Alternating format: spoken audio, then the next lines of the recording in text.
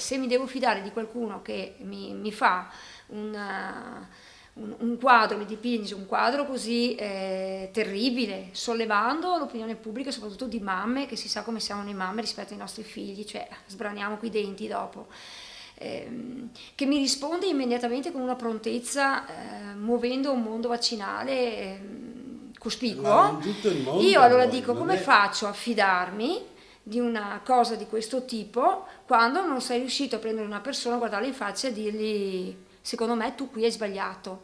È ovvio che mi vengono dei dubbi, ti fa pensare a qualcosa che va oltre quello che può essere mia figlia o può aver fatto mia figlia.